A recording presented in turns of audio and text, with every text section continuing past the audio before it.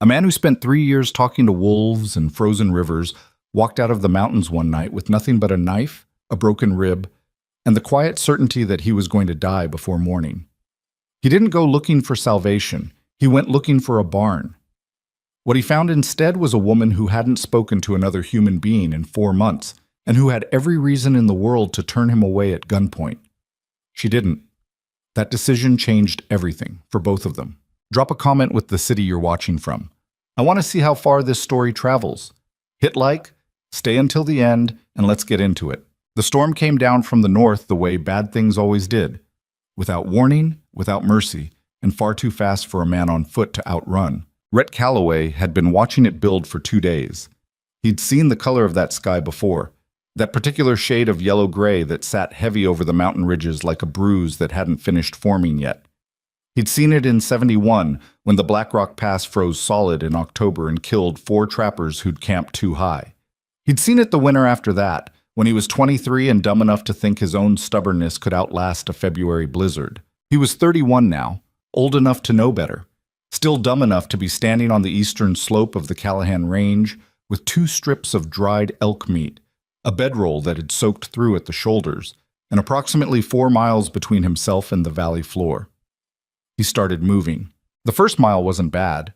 The wind picked up, but it was pushing at his back, and the snow was still light. The kind that dusts your hat brim and melts against your collar before it has a chance to do any real damage. He kept his head down and his stride long, picking his way through the loose shale and frozen deadfall that covered the lower slope. His left boot had been repaired twice with strips of rawhide and was starting to separate at the toe again. He could feel the cold working in through the gap with every other step. He didn't let himself think about it. Thinking too much about discomfort was a luxury. He'd learned that the hard way, alone in a canvas shelter at 9,000 feet, listening to wind that sounded like something alive trying to get inside and finish him. You didn't think about cold when you were cold. You thought about the next step, then the one after that. The second mile was harder. The snow came sideways by the time he hit the tree line, thick and driving and wet enough to cling to everything. His coat, his beard, the exposed skin around his eyes. The temperature had dropped fast, the way it does when a storm means business, and Rhett could feel his hands starting to go. Not numb yet. That slow, deep ache that comes just before numb, when your fingers still work, but they're telling you they won't for long. He tucked them under his arms and kept moving. There was no trail down here, or if there had been one, it was buried under a foot of old snow and fresh powder both. He was navigating by memory and instinct, the way the slope angled left toward the lower pastures, the shape of the ridgeline above him when the wind broke long enough for him to look up, the sound of a creek somewhere to his right that he'd crossed 3 times in the past 2 years and recognized by the particular pitch of its running water over flat stones. He was starting to worry about the rib. He'd cracked it 10 days ago, maybe longer. He'd lost track, catching a fall wrong on an ice shelf above the upper meadow. It wasn't broken clean, just damaged, but it had been getting worse instead of better the way cracked ribs do when you keep using them to, for instance, breathe. Every deep breath pulled something tight and hot across his left side. When he coughed, which he'd been doing more of the past 3 days, deep, racking coughs that scared him a little, it felt like being stabbed with something dull. He'd run out of food the day before yesterday. Not entirely. He still had those 2 strips of elk, but he'd been rationing for a week already, running on less than his body needed, and he could feel it in the way his legs were heavier than they should have been, and his head kept doing that floating thing where thoughts got slow and slippery and hard to hold on to.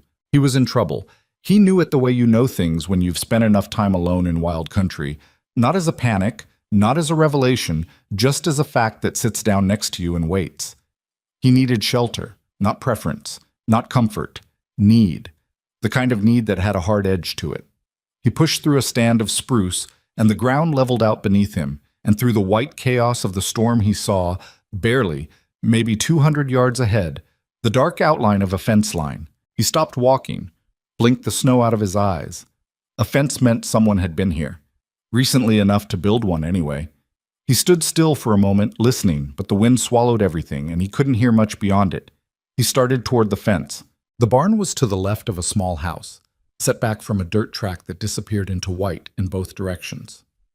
The house had one light burning, a pale glow behind a window that was mostly frosted over. The barn was dark. Rhett stood at the fence line and looked at both for a long moment. He wasn't a man who stole.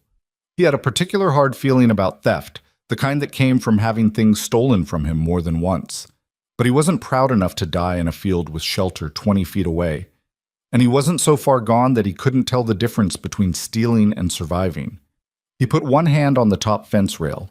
The wood was old but solid, the posts set deep, and climbed over. The barn door was latched, but not locked. He worked the latch with fingers that barely cooperated and pulled the door open just far enough to slip inside, then pulled it shut behind him. The wind noise dropped immediately. He stood in the dark and just breathed for a moment. Warmth. Not much, but enough. The particular thick warmth of animals in an enclosed space, hay and manure, and the heavy breath of livestock. He heard something shift in a stall to his right, a horse, from the sound of it, and then go still again. "Easy," Rhett said quietly. "I'm not here for you." He found a lantern hanging on a peg near the door, and after several failed attempts with fingers that still weren't fully working, got it lit. The barn took shape around him. 4 stalls, 2 with horses, one with what looked like a pair of goats pressed against each other in the corner. A loft above with hay. Tools on the wall, well kept. A workbench along the back wall with a coffee can full of nails and a coil of good rope. Somebody knew what they were doing. The barn was tight, well organized. Whoever ran this place wasn't careless. He found a horse blanket folded over a stall door and looked at it for a long time. Then he took it, crossed to an empty corner, sat down with his back against the wall, and pulled the blanket over his shoulders. The shaking started almost immediately. That violent, full-body shaking that happens when you finally stop moving and your body realizes what it's been doing. He clenched his jaw and let it happen. His ribs screamed. He breathed through it. He did not mean to fall asleep. The door opened hard and fast, and the lantern light hit him before he was fully awake, and there was a rifle pointed at his chest before his brain had finished deciding whether he was dreaming. "Don't." A woman's voice. Not afraid, not even particularly startled, just flat and certain, the way people talk when they mean exactly what they're saying and have said it before. Rhett put his hands up. He didn't make any sudden movements. He'd been on the wrong end of guns enough times to know that the first few seconds were the ones that mattered, and what the person holding the gun needed to see right now was that he wasn't a problem. She was mid-30s, maybe. Hard to say precisely in the lantern light. Brown hair pulled back under a wool hat, her face wind-raw and sharp-featured. She was wearing a heavy coat over what looked like a nightgown, boots that she'd pulled on in a hurry, and the rifle was a lever action that she was holding like she'd been holding rifles her whole life. "I'm not armed," Rhett said. This was a lie. He had a knife, but the knife was in his boot, and he wasn't going for it. "I can see your knife from here," the woman said. He glanced down. The handle was visible above his boot line. "I'm not going for it." "No," she agreed. "You're not." She looked at him the way people look at things they're still deciding about. Not with fear, not exactly. Something more like concentration. Her eyes moved over him in the way of someone making calculations. He was aware dimly of how he must look. Several weeks without a real wash, beard halfway to his chest, the blanket pulled around his shoulders, sitting in the corner of her barn like something the storm had dragged in, which was more or less exactly what had happened. "You broke into my barn," she said. "The door was latched, not locked. I didn't break anything." "That's a distinction that doesn't improve your situation." "No," he said. "It doesn't." She studied him for another moment. The rifle hadn't moved. "What do you want?" "I needed to get out of the storm. I wasn't going to take anything." "You took my horse blanket. I was going to put it back." "When you left?" "Yes." "And when were you planning to leave?" Rhett considered this. "When the storm broke, or I got warm enough. Whichever came first." The woman's jaw shifted. Something moved in her expression that he couldn't fully read. She lowered the rifle. Not all the way down, but to a position that wasn't pointing at his chest anymore. "How long have you been out there?" "In the storm? Few hours. In the mountains?" He thought about it. "About 3 months. Little more." "Alone?" "Yes." She looked at him for a long time. Outside, the wind found a gap somewhere in the barn wall and made a low sound like something breathing. One of the horses shifted in its stall. "You're sick," she said. It wasn't a question. He didn't answer right away. "I've had better winters." "That's not what I asked." "I've got a cracked rib and something going on in my chest that I don't love," he said. "I'm not contagious, if that's the concern." "Can you walk?" "I walked here, didn't I?" "That's not the same as walking well." She looked at his feet, at the boot with the separated toe. "Stay there." She left. The door pulled shut behind her, and Rhett sat in the cold and the lantern light and the company of animals and waited. He could have run. She'd left him alone in the barn, and there were ways out of this situation that didn't involve staying put and waiting to see what a strange woman with a rifle decided to do with him. He stayed put. He wasn't entirely sure why, partly because he was exhausted past the point where running made a lot of sense, partly because something about how she'd carried herself, steady, no nonsense, not cruel, told him she wasn't going to do anything to him that he needed to run from, and partly because when she'd walked in, for just a second, he'd smelled something warm and cooked coming from the house behind her, and his entire body had responded to that smell in a way that was almost embarrassing. He hadn't had a hot meal in 11 days. She came back in 15 minutes with a wool blanket, a pair of dry wool socks, and a bowl of something that steamed in the cold air. She set all three down on the workbench and stepped back. She still had the rifle, slung over her shoulder now. "Elk stew," she said. "It's not fresh. It's been sitting since yesterday." Rhett got to his feet. His legs cooperated, barely. He crossed to the workbench and looked at the bowl.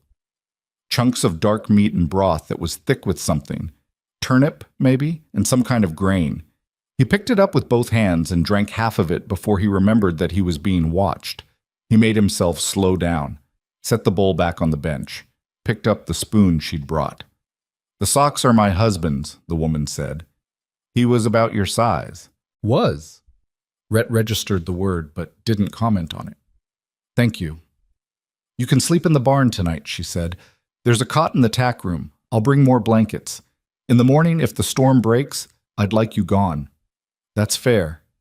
She didn't leave.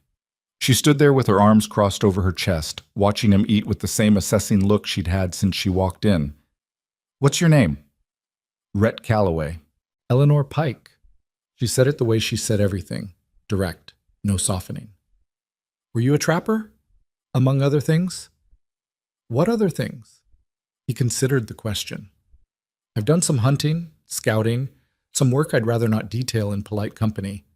Something shifted in her face, not quite a smile, more like she'd filed that answer somewhere.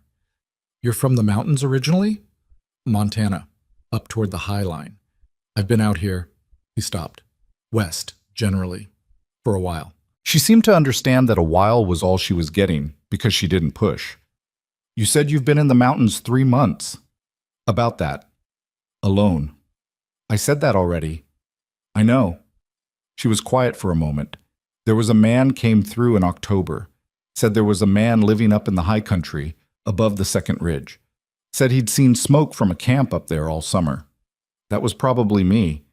He said whoever it was had been up there at least a year." Rhett didn't say anything. Eleanor Pike looked at him steadily. "That's a long time." "It is." She picked up the empty bowl, he'd finished without noticing, and the spoon. "I'll get those blankets." She turned toward the door, then stopped without turning back around. "Your boot's coming apart. I've got a needle and some good thread in the house if you want to deal with it tonight." "I'll manage. Suit yourself." She pushed the door open and the wind roared in for a moment, and then she was gone. Rhett stood in the barn alone and listened to the storm. He should have felt relieved. He was out of the cold, he'd eaten, there was a cot and blankets coming. All the immediate problems were solved. Instead, he felt strange. Unsteady in a way the cold hadn't made him, like the ground had shifted slightly under his feet when he wasn't watching. He hadn't talked to another person since September. He'd forgotten, a little, what it felt like, the weight of someone else's attention, the way conversation moved back and forth between people and required something from you, the simple animal reality of not being alone in a room. He looked down at his hands. They'd stopped shaking while he was eating. They were starting again. He told himself it was just the cold. He almost believed it. The tack room was 8 feet by 8 feet, smelling of leather and oil and something faintly sweet that he couldn't identify. There was a cot with a canvas cover, a wooden stool, a shelf with tins and small tools arranged with care. Eleanor had brought 2 wool blankets and a lantern, and she'd set them on the cot without commentary and left without asking any more questions. He pulled off his boots and examined them in the lantern light. The left one was worse than he'd thought. Not just the toe, but the sole was starting to separate on one side too, a crack running back from the ball of the foot. He'd been managing it for weeks with nothing but the rawhide strips, and it was getting past the point where management was an option. He found a strip of leather among the tack supplies, and an awl in some heavy thread, and he sat on the stool and worked on the boot for about an hour. The stitching wasn't pretty, and it wouldn't hold forever, but it would hold. He did the same for the toe. His hands were steadier now, mostly. He lay down on the cot with his coat for a pillow and pulled the blankets over him. The cot was too short. He was a tall man, 6'2", and his feet hung over the end. He didn't care. After 3 months on the ground in a canvas bedroll, the cot felt absurdly luxurious. He stared at the ceiling, bare wood, a spider's web in the corner, the lantern light making slow shapes as the flame moved in some draft he couldn't locate, and listened to the storm hammering the roof. He should sleep. He didn't sleep. He lay there and thought about things he'd been careful not to think about for a long time. The way the 3 years before the mountains had gone. The specific sequence of failures and losses and bad decisions that had deposited him, eventually, at 9,000 feet with a canvas shelter and a rifle and the company of his own thoughts. He didn't think about it in a self-pitying way. He'd burned most of that out of himself somewhere in the second winter. He thought about it the way you think about a scar. Not liking it, but accepting the shape of it. He thought about Eleanor Pike's husband. The tack room that still had his things arranged in it with care. The barn that was well kept but showed, here and there, the signs of someone doing work that might have been meant for 2 people. A fence rail replaced with a slightly different wood, a repair to the barn wall that was functional but not quite right, the kind of fix you make when you're doing your best with what you know. She was managing, but she was managing alone, and the ranch had the particular quality of a place that was being held together by will rather than ease. He didn't know why he was noticing any of this. He'd be gone in the morning. The storm hit the barn in a gust that made the whole structure shudder, and one of the horses made a low sound of complaint, and somewhere in the night, Rhett Calloway finally fell asleep. The storm didn't break in the morning. Rhett woke to the same roar, the same white nothing visible through the gap under the tack room door, the same bone-deep cold that the blankets could only do so much against. He lay still for a moment and took inventory. The rib was bad. Worse than yesterday, a deep grinding pain when he breathed deep. His chest felt tight in a way he didn't like, something thick and reluctant in his lungs when he coughed. He got up anyway, dressed, laced the repaired boot carefully, found water in a bucket near the door and washed his face, which didn't help with the cold but felt necessary. He fed the horses. He didn't know their names or their habits, but he knew horses well enough to find the hay and the grain and the water barrel, and he worked through the barn methodically, horses, goats, checking the water troughs that had iced over overnight and breaking the ice with the handle of a shovel. He was partway through cleaning the stall nearest the door when he heard the barn door open. Eleanor stopped when she saw what he was doing. She was carrying a bucket and a lantern, and her expression was, he couldn't read it exactly, somewhere between surprised and something else. "You don't have to do that," she said. "I know." He kept working. She set her bucket down and watched him for a moment. She was wearing the same wool hat from last night, a heavy coat, leather gloves. Her breath made small clouds in the cold air. "Storm's not breaking," she said. "Weather's getting worse before it gets better. Could be another day. Maybe 2. He stopped, looked at her. "I can stay in the barn." "I know you can." She picked up her bucket and went to the water trough. "I wasn't saying you had to leave. I was giving you information." She broke the ice herself before he could offer, with a quick hard strike that she'd clearly done 1,000 times. She filled the goat's water from the bucket. "Are you hungry?" He was always hungry. "I don't want to put you out." She looked at him over her shoulder with an expression that suggested she found this comment mildly irritating. "That's not what I asked." "Yes," he said. "I'm hungry." "Then come inside when you're done here. Don't leave your boots on the porch." She left. Rhett watched the door swing shut behind her and then stood in the barn for a moment with the shovel in his hands, feeling strange again. That same off-balance feeling from last night. He finished the stall. He checked the fence on the near side of the property as best he could, which wasn't much in the storm, but enough to see that two posts were leaning and one section of wire had come loose and was buried in snow. He made note of it. He put the shovel back on its hook. He knocked the snow off his boots on the porch step, pulled them off, and went inside. The house was small. A front room with a table and two chairs and a fireplace, a kitchen beyond it, a door to what was probably a bedroom. Everything was clean and ordered in a way that felt deliberate. Not fancy, not comfortable exactly, but purposeful. Things were where they needed to be. There were no extras. There was a bookshelf on the north wall with about 30 books on it, which surprised him. Most of the volumes were worn, spines cracked from use. "Sit anywhere," Eleanor said from the kitchen. He sat at the table. The fire was going well, and the heat hit him after the barn's cold in a wave that made him briefly lightheaded. He put his hands flat on the table and breathed carefully. She came out with 2 plates. Cornbread and salt pork and something made with dried beans that smelled like the best thing he'd encountered in months. She set his plate in front of him and sat across the table with hers. She didn't say grace. He noticed that. They ate in silence for a while. It was an uncomfortable silence, which surprised him. He'd expected it to be. He'd been alone long enough that other people's presence felt foreign, their attention intrusive. But Eleanor Pike ate her breakfast with the same no-nonsense efficiency with which she'd done everything else. And there was something almost restful about sitting across from someone who wasn't performing anything. "The fence on your east side has 2 posts going and a wire loose," he said. She looked up. "I know. I could fix it when the storm breaks. You said you'd be gone when the storm breaks. I said I'd leave if that's what you wanted. You haven't exactly said that's what you want." Eleanor looked at him steadily. "You don't owe me anything. You gave me a meal and a place to sleep. I disagree. I gave you that because turning you out in that storm would have killed you. That's not charity. That's just not having someone die in my barn." She ate a bite of cornbread. "There's a difference." Still. She picked up her coffee. It was the last of something. He could tell from how she held the cup, attentive to it. "The fence posts aren't the only thing. I've got a section of roof on the barn that's been giving me trouble since October. 2 fence lines on the south pasture that need stretching. Gate latch on the cattle pen sticks." She listed these things not as a request, just information again, like she was describing a map. "I can do those things," Rhett said. "I know you can." She set the cup down. "Why?" He looked at her. "Why what? Why would you stay? You don't know me. You've got no reason to." He thought about this. He'd asked himself the same question, in a way, lying awake in the tack room. "I've been alone a long time," he said finally. "I'm not good at it the way I used to be." Eleanor was quiet for a moment. "My husband died 8 months ago," she said. "His name was Thomas. He was a good man."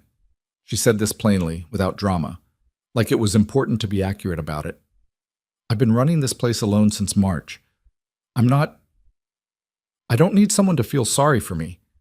I don't want that. I don't feel sorry for you." "No," she said, looking at him. "I don't think you do." She stood and took her plate to the kitchen. "The barn's yours until you decide otherwise. I'll expect fair work in return." "That's agreeable." She paused in the kitchen doorway. "And Mr. Calloway?" Rhett. She said it once like she was testing the weight of it. "I sleep light and I keep that rifle loaded." "I'd expect nothing less," he said. She went back to the kitchen. He heard water, the sound of things being moved with purpose. Outside the window, the snow came sideways and the wind pushed at the glass, and somewhere across the yard the barn creaked and held. He sat at the table and finished the best meal he'd eaten in months, and he did not think about the mountains. The storm held for 2 more days. During that time, Rhett learned the particular architecture of Eleanor Pike's silences. There were the silences that meant she was thinking, the silences that meant she was working and didn't require conversation, and there were the silences that meant she was watching him the way she watched the weather, measuring, patient, waiting to see what developed. He wasn't used to being watched that closely. He'd been invisible for so long, first by choice, then by habit, that someone's sustained attention felt like exposure. He didn't say this. He just noticed it. On the second day, when the wind finally dropped enough for them to work outside without real danger, they fixed the fence together.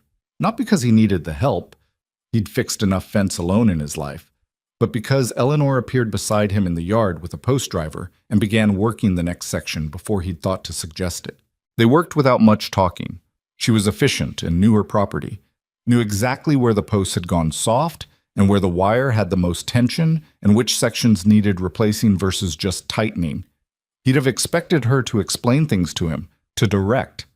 Instead, she just worked, and he worked beside her, and the fence got fixed. Around midday, she pulled 2 biscuits from her coat pocket and handed him one without comment. He took it. They stood in the snow and ate their biscuits and looked at the mountain ridges to the west, white and enormous against a sky that had gone from storm gray to something approaching blue. "That ridge," she said, "the high one, above the second draw. You were up there?" "Higher. Above the third draw on the south face. There's a shelf with good shelter. I've ridden as far as the first draw," she said. "Seemed like the end of the world from there. It gets wider up top," he said. There's a whole valley, elk winter up there." She looked at the ridge for a moment with what he recognized after 2 days of study as genuine curiosity. "Is that why you went? The elk?" Initially, she didn't push. They went back to the fence. In the late afternoon, he pulled the barn roof section apart and found the problem. A section of sheathing had rotted and the shingles above it were sitting on nothing. He replaced the sheathing with planks from a lumber stack behind the barn, relaid the shingles, sealed the edges. By the time Eleanor called him for supper, the roof was better than it had been. She looked at it briefly when she came out to the barn to feed the horses. She ran her hand along the patched section. Didn't say anything, but something in her posture shifted slightly, some tension he hadn't even noticed until it eased. Dinner was venison stew. He ate 2 helpings. She didn't comment on this. "You can read," he said, looking at the bookshelf. He hadn't meant it to come out the way it did, like a discovery. Eleanor raised an eyebrow. "Most people can. I mean," he stopped. "You've read all of those." "Most of them twice." She refilled her coffee. Thomas was a reader. He'd order books from a catalog once or twice a year. Those are what came. She looked at the shelf. "I didn't read much before. Now I do." He looked at the titles from where he sat. He recognized a few. A History of the Western Territories. A novel he didn't know. Something botanical. "The winter's long," he said. "Yes," she said. "It is." They sat by the fire for a while after dinner. He'd expected to go back to the tack room. That had been the routine. But she didn't dismiss him, and he didn't move, and they sat with the fire between them and the wind outside going from a howl to a sigh, the storm finally wearing itself out. She picked up a book from the table beside her chair and opened it. He thought she'd start reading and ignore him, which would have been fine. Instead, she read for a minute and then looked up and said, "Were you always alone up there? 3 years, and you never came down?" "I came down once," he said, "in '72, to trade some pelts." "And?" He looked at the fire. "And I went back up." She studied him for a moment with those assessing eyes. "What happened before the mountains?" "That's a large question." "You don't have to answer it." He was quiet for a while. The fire popped. "I had a partner," he said finally. "Scouting work, some trade, good man. He got killed. After that, I had some debts and some enemies in roughly equal measure, and it seemed like distance was the right solution to both problems. And after 3 years, the distance worked itself out. After 3 years, I was ready to either come down or stop coming down at all." He said this simply, not dramatically, because it was just the truth. "I chose to come down." Eleanor looked at him for a long moment. She seemed to be deciding something. "Thomas fell from a horse," she said. "A horse he'd ridden 100 times. There was ice on the path he always used, and he didn't see it, and the horse went down and—" She stopped, started again. "I was in the house. I heard the horse make a sound. By the time I got out there, he was already—" She closed the book on her finger. 8 months. It still doesn't make sense to me." "It won't," Rhett said. "Not the way you want it to." "No," she agreed. "I figured that out." They sat in the quiet that followed, which was a different kind of quiet from the working silences. Heavier, more honest. "I'm sorry about your partner," Eleanor said. "I'm sorry about Thomas." She nodded once, opened her book again. He sat by the fire until it burned low, and then he went out to the tack room, and for the first time in months, he fell asleep within 10 minutes of lying down. Spring was still a long way off when Rhett Calloway started to understand that he'd miscalculated something. He'd thought, in the vague way he thought about the future these days, that he'd stay a week, repay the debt of Eleanor's hospitality, fix the things that needed fixing, make sure she was set for the rest of the winter, and then move on. He'd been moving on for 3 years. He was good at it. The week became 2, the 2 became a month. It wasn't that anything dramatic happened. There was no moment he could point to where the math changed. It was more like the cumulative weight of it. The work that revealed itself each morning, the fence that led to the cattle pen that led to the well casing that needed attention, the way the property kept unfolding new problems as the snow settled and the landscape revealed itself. There was always something. He told himself he'd finish the current thing and then go. He kept not going. Eleanor didn't ask him to stay and didn't ask him to leave. She paid him in meals and a dry place to sleep and the occasional acknowledgement that the work was good. Not praise exactly, more like accuracy. The gate hangs right now. The roof didn't leak in the last storm. Those fence lines will hold until spring. Facts, not flattery. He found he preferred it that way. They had developed gradually a kind of routine. He was up before first light to tend the barn. She was up before that, or so it seemed. He'd never managed to be the first one moving in the morning, and she never commented on this either. Breakfast when the morning chores were done. Work through the day, often separate, sometimes together. The evenings were the hardest part to explain. He'd gotten used to the evenings. She read and he sat by the fire, and sometimes she read to him. Not asking, just starting, and he'd listen. And sometimes they talked about things that had nothing to do with the ranch, the territories, what he'd seen in the high country, what she'd grown up with in Ohio, a place that seemed unimaginably different from this. History. The way things were going to be different someday, maybe. The way things were. He didn't notice he was looking forward to evenings until the day he spent 12 hours fixing the cattle pen in brutal cold and found himself moving faster in the late afternoon, thinking about getting inside. He spent a long time on the walk back to the barn, thinking about what that meant exactly. Whether it meant what it seemed to mean, whether that was a problem. He decided it was probably a problem. He didn't do anything about it. The rib healed slowly, in the way ribs do. Not better, and then fine, but better, and then fine in most positions, then fine in most weather, then fine. The chest thing worried him more. It had developed into a cough that came and went, sometimes barely noticeable and sometimes waking him in the night. A productive cough with something dark in it that he didn't examine too carefully. He didn't tell Eleanor about the chest. He didn't tell her until he couldn't anymore, which is the way men like Rhett Calloway handled most things that mattered. It was 6 weeks after he'd arrived, on a morning in the second month of winter, that Eleanor found him sitting against the barn wall in the snow because he couldn't stand up. He'd been fine the night before, tired, coughing, but functional. He'd woken at first light as usual, made it through feeding the horses, and then something had happened between the barn and the house that he couldn't fully account for. The world had tilted. His legs had gone wrong. He'd sat down to correct things and found he couldn't uncorrect them. He was still sitting there when she came out to see why he hadn't appeared for breakfast. She stood in the snow and looked at him. He looked back at her. He was aware of how this appeared. "I'm fine," he said. "You're sitting in the snow." Temporarily.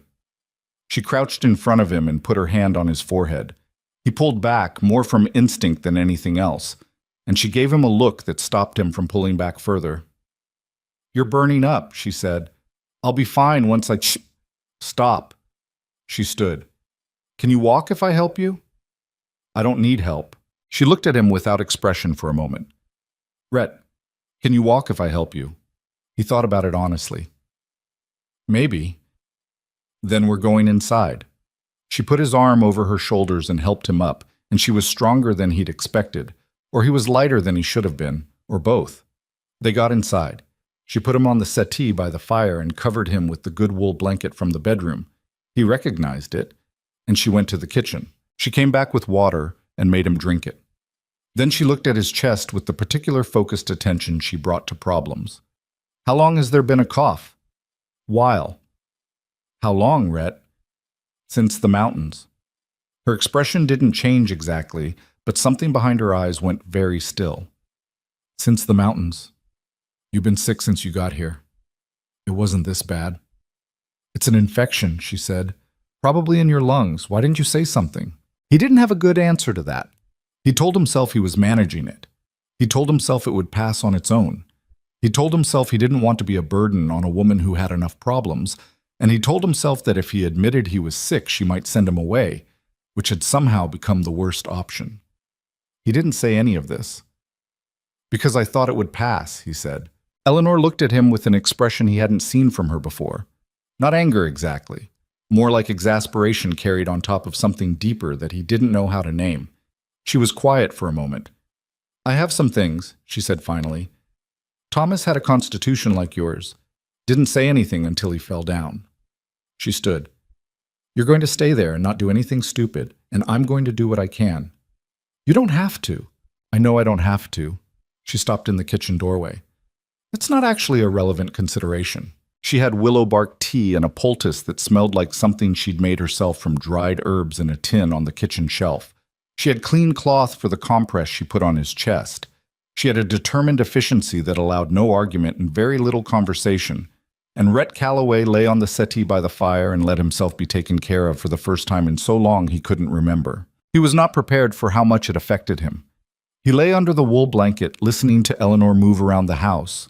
Quiet, purposeful sounds, water heating, things being moved, the low sound of her talking to herself in the kitchen, the way people do when they're concentrating.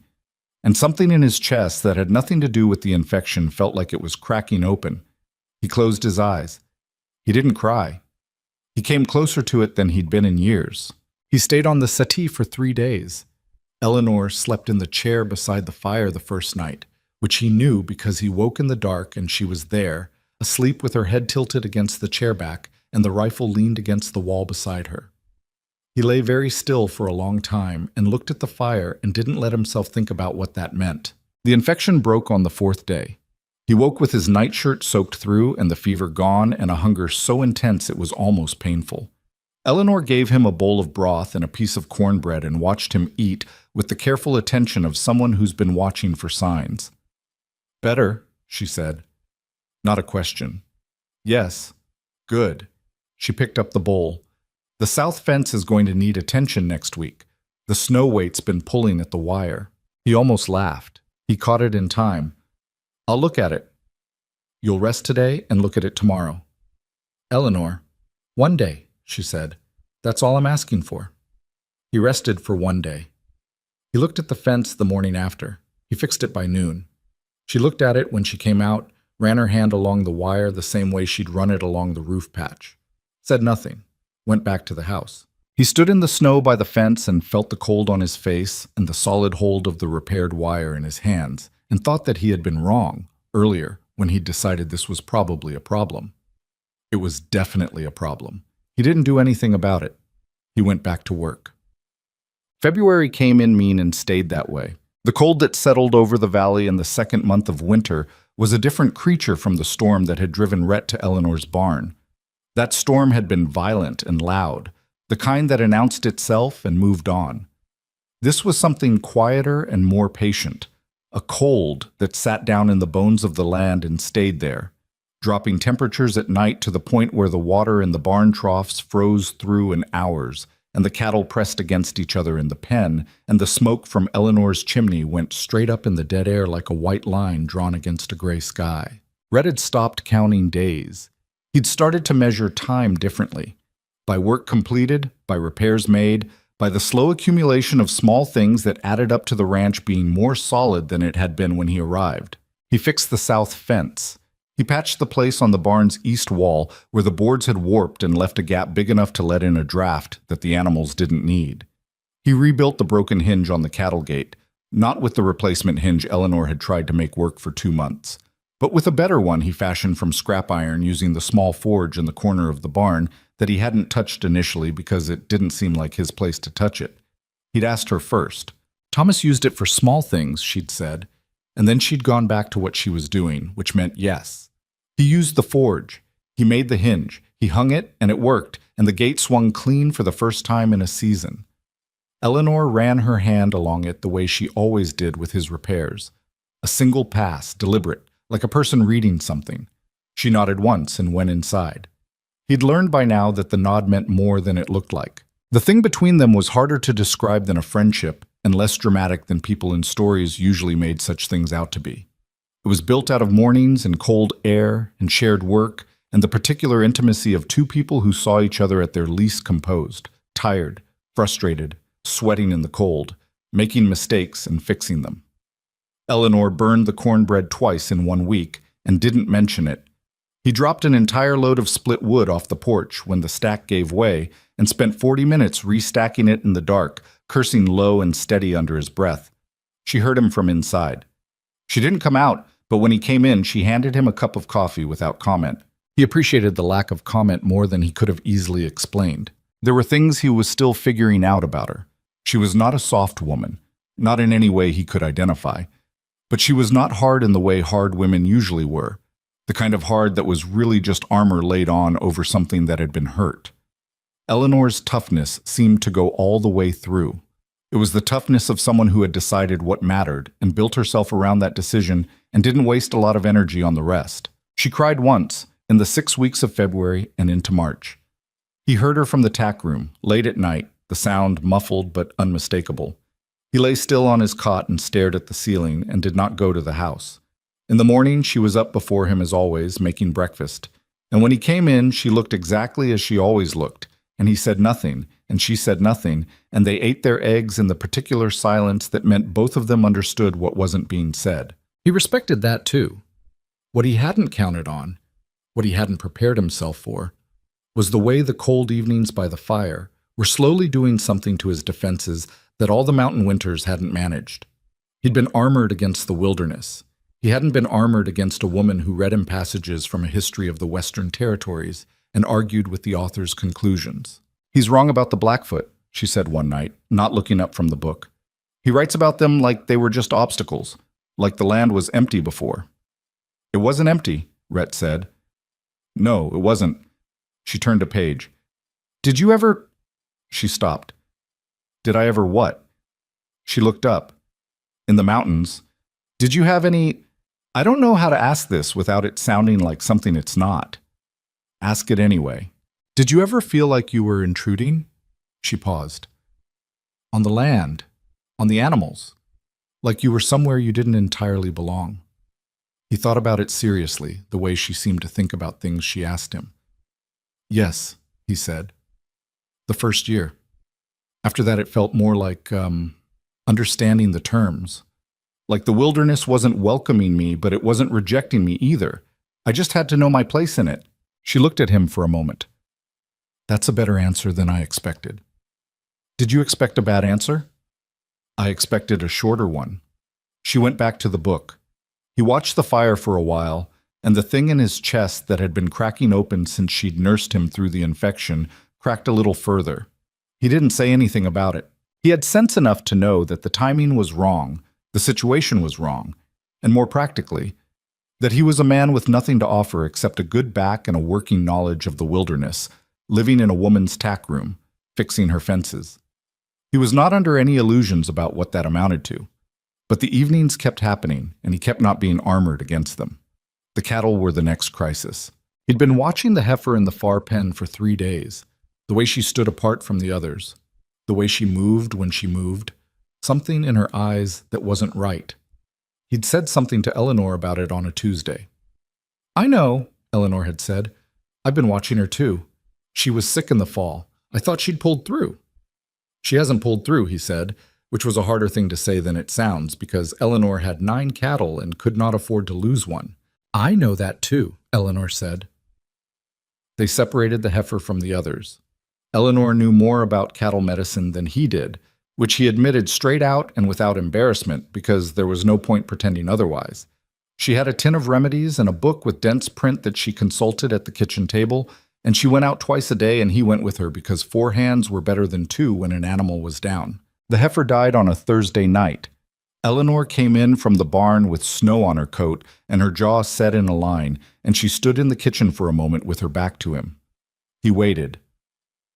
"I need a minute," she said, which was the closest he'd ever heard her come to saying that something had hurt her. "Take it," he said. He put water on to heat and found 2 cups and kept his back to her until he heard her take a breath that wasn't ragged anymore. She sat at the table and he put the coffee in front of her and sat across from her. Her eyes were dry. She wrapped both hands around the cup. "That's one of 9, she said. 8 now. I can manage 8 through the spring if nothing else goes wrong." "The others look good," he said. "The bull is solid. The calving ones should be fine if the weather holds." She nodded, drank her coffee.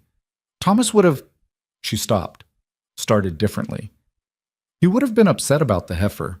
He named them all. I told him it was a bad idea to name cattle." "Was he right to do it?" She almost smiled. It wasn't quite a smile, more like the almost shape of one. "Probably. He named that one May." She looked into her cup. "I didn't name any of the others after he died. I thought it was better not to." Rhett held his cup and looked at her and thought about the things that people do when they're trying to protect themselves from caring about something they might lose. He understood that better than almost anything. "That doesn't always work," he said. "Not caring." She looked up at him sharply. Then her expression settled into something quieter. "No," she said. "It doesn't." They sat with that for a while. The fire popped.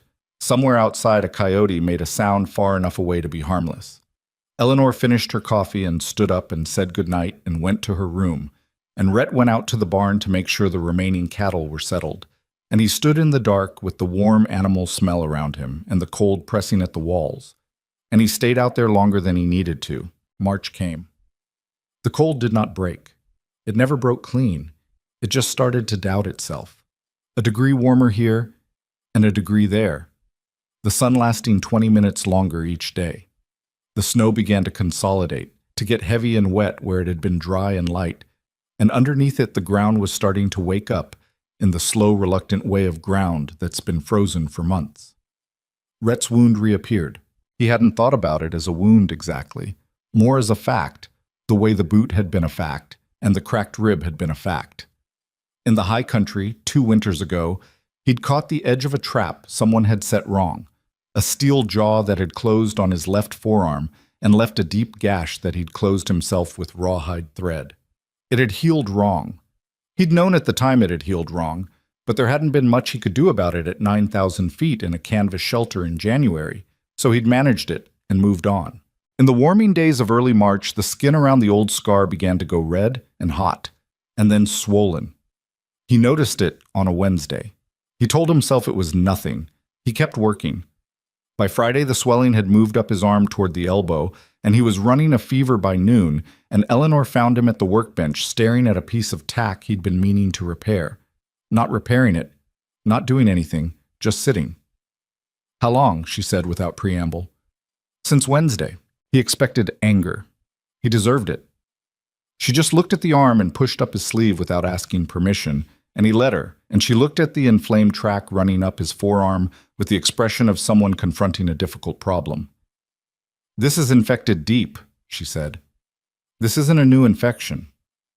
It's an old wound. It didn't heal clean." "Why didn't it heal clean?" "Because the conditions weren't—" He stopped. "Because I closed it myself with what I had." She pressed carefully along the swollen track, and he kept his face still. "Does that hurt?" "Yes." "Good. You can still feel it."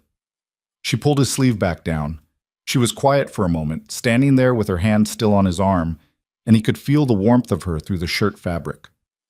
"You have to stop doing this," she said quietly. "Doing what?" "Not telling me." She took her hand away. "I am not running an infirmary, and I am not your nurse.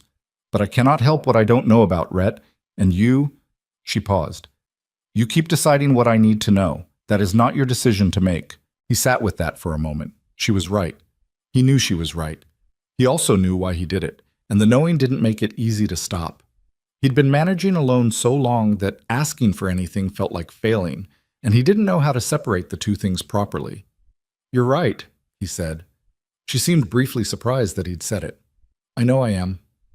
"What do you need to do for the arm?" She needed to drain it, which was not a pleasant process, and which she performed with a steadiness that he admired despite spending most of his attention on not making any sounds that would embarrass him.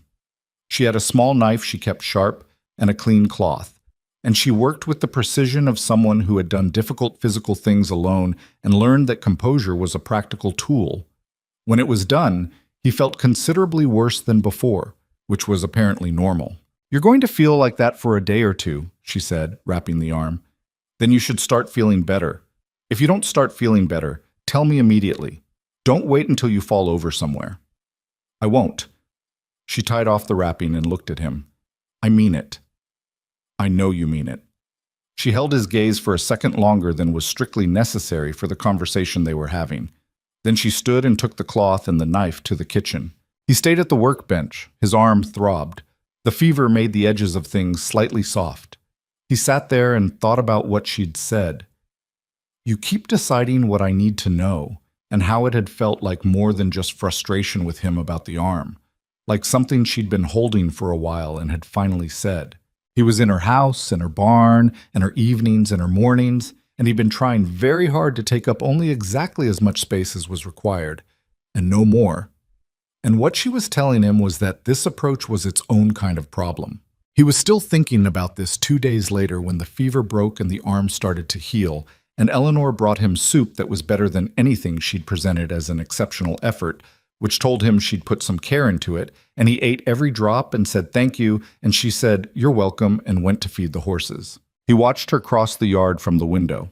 Her coat was the dark green one she wore for outdoor work, her hair tucked up under the wool hat, her stride purposeful across the snow. She was carrying the water bucket in her right hand and the lantern in her left, and she was moving like she always moved, like a person who knew where they were going and wasn't uncertain about it. The thing in his chest that had been cracking open all winter was open now. He wasn't sure when it had finished. He stood at the window with the empty soup bowl and the throbbing arm, and he was aware, clearly and without a lot of room for argument, that he was in significant trouble. Not the kind that came from the mountains, not the kind he had any practice with. He went to bed early that night, which Eleanor attributed to the infection, and which was partly the infection and partly the fact that he needed to be somewhere. He didn't have to look at a fireplace in a small warm house with books on the shelf and 2 cups on the kitchen table, and a woman who argued with history books and made better soup when she thought you were sick enough to need it. He lay in the tack room and listened to the sounds of the ranch settling into night. The horses shifting, the wind still present but gentler, somewhere far off an owl. And he thought about the mountains with a kind of deliberate attention, the high shelf where he'd camped, the valley above the third draw, the way the sky looked up there at 4 in the morning, the stars so numerous and close they looked almost reachable. He'd been free up there. That was true. And he didn't want to pretend it wasn't. Free in the animal way, the way that doesn't involve other people's needs or your own capacity to hurt someone or the complicated territory of feeling things you hadn't planned on feeling. He could still go back. The mountains would take him. They always took him. He lay in the dark and thought about that for a long time. In the morning, he got up before first light and went to the barn and fed the horses and broke the ice in the troughs and checked the cattle and started on the section of pasture fence that had been on his list for 3 days. When Eleanor came out to the barn an hour later, he was already halfway through the 4th post. She watched him work for a moment. "How's the arm? Better? Don't overdo it." "I'm fine." She made a sound that managed to communicate both skepticism and acceptance simultaneously, which was a thing he had noticed she could do, and went to check on the cattle. He kept working. The fence was good work to do, physical enough to keep his mind from wandering where it wanted to wander, concrete enough that progress was visible.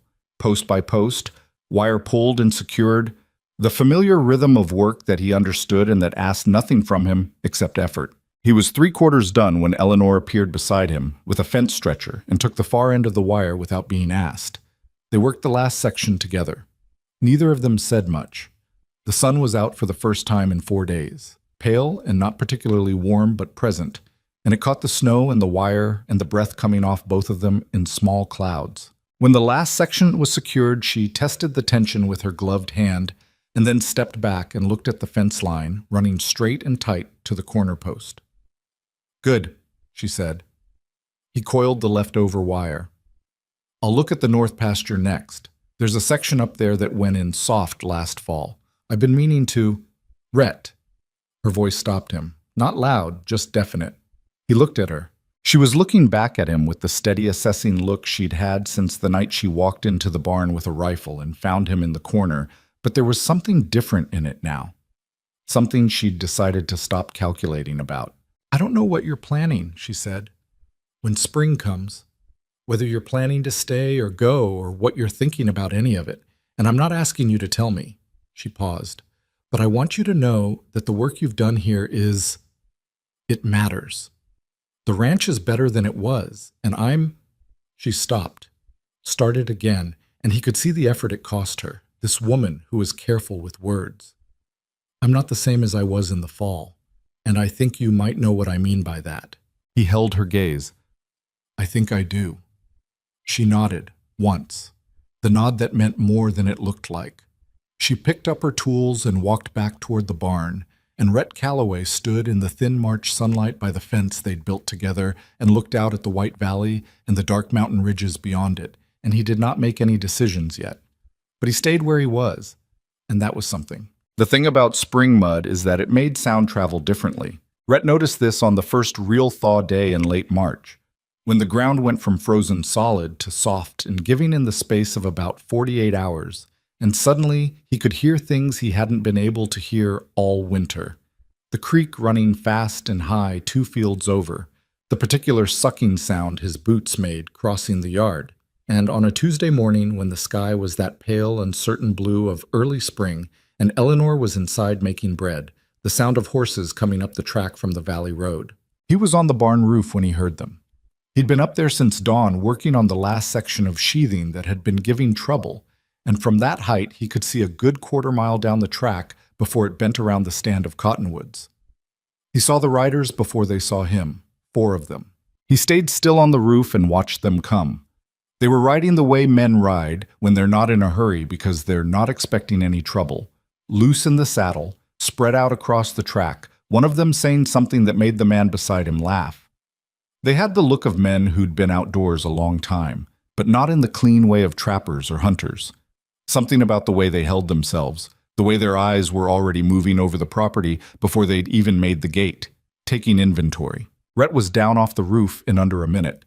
He didn't rush. Rushing drew attention and made noise. He came down the ladder steady and quiet and went to the barn and put the roofing tools away and took his rifle off the pegs near the door where he'd hung it months ago and checked the load. Then he went and knocked on the house door. Eleanor opened it. She had flour on her hands and her hair was coming loose from the braid she'd put it in this morning. She read his face in about half a second. "What?" "4 riders coming up from the valley. They'll be at the gate in about 3 minutes. He paused. "Let me do the talking first. If I step back from the conversation, go inside and stay there." Something moved in her expression. Not fear, more like the shift a person makes when they go from one mode of attention to another. "All right. Where's the rifle?" "Kitchen table." "Get it." He said it without apology. "Load it if it isn't loaded." She turned and went to the kitchen without argument. He went to the porch and stood there with his rifle at his side, not raised, just present. The 4 men came through the gate. The leader was a big man on a gray horse, heavy through the shoulders, with a beard that had been trimmed within the last week, which told Rhett he'd passed through a town recently. The man behind him was younger, angular, with the particular stillness of someone who was accustomed to violence and wasn't nervous about it.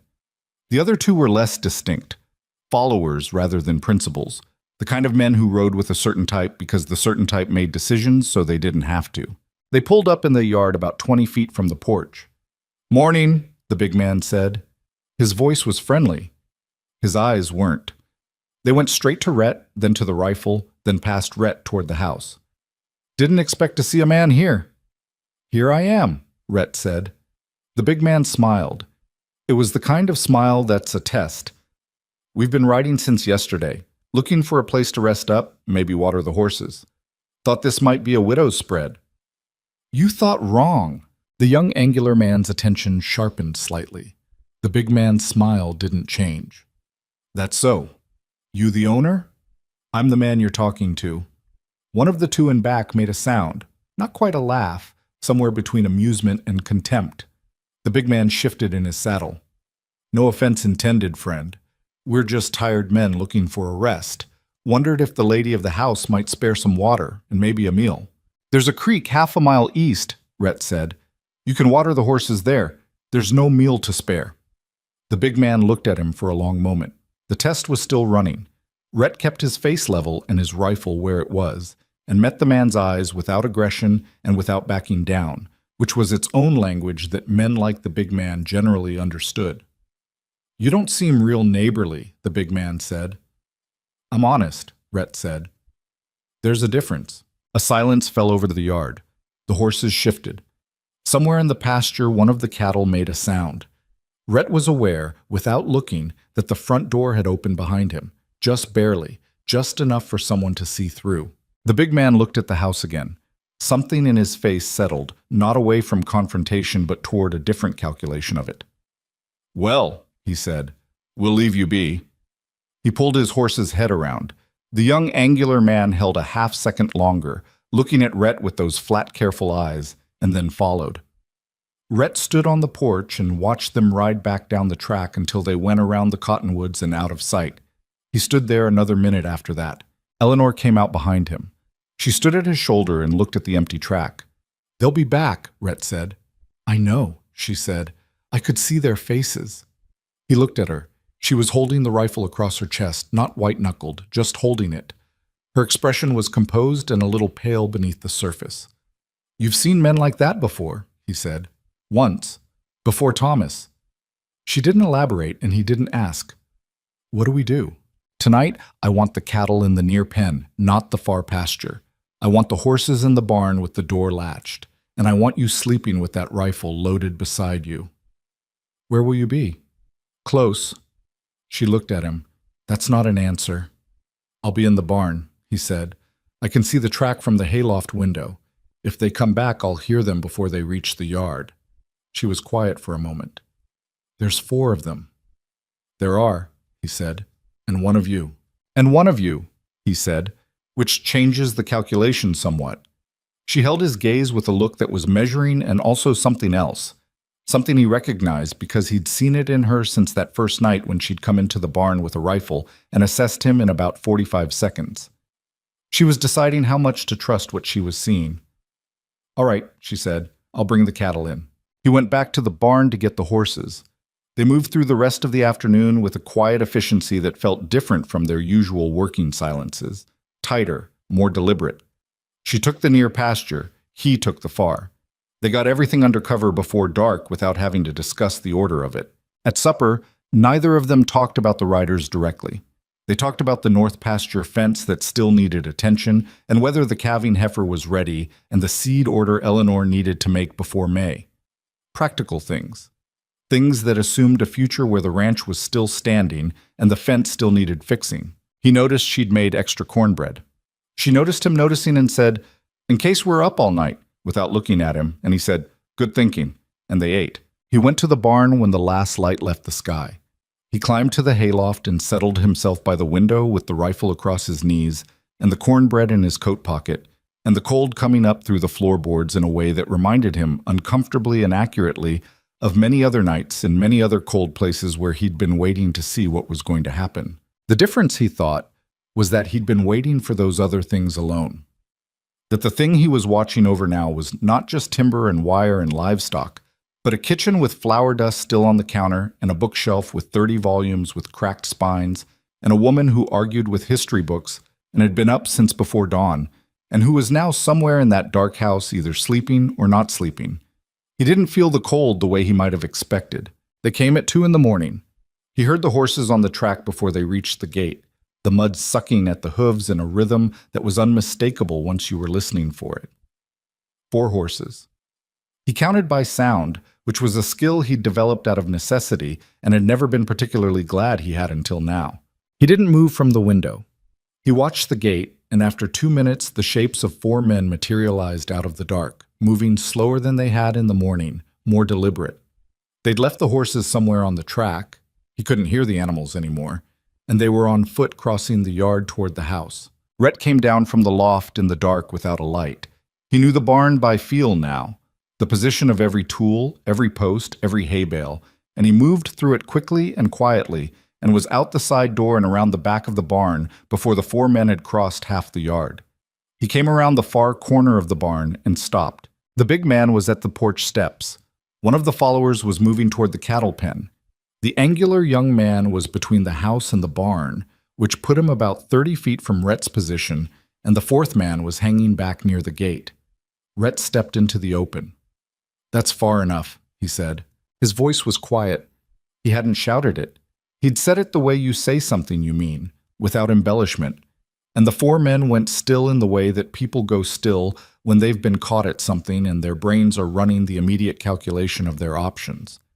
The big man turned from the porch steps. In the thin moonlight, his expression had dropped the friendly test quality from the morning and replaced it with something that didn't bother pretending. "Thought you might be asleep," the big man said. "I don't sleep well," Rhett said. "Put the rifle down and this doesn't have to go badly." "It's already going badly," Rhett said. "You're on this woman's property at 2 in the morning. That decision's made.